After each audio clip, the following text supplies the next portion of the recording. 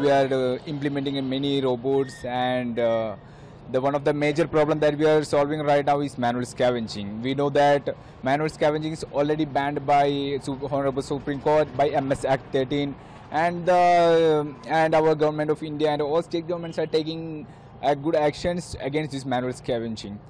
So, but unfortunately, there is no that much solutions available. But for that itself, we have developed the solution called the Bandicoot, which is a robot for cleaning the manhole.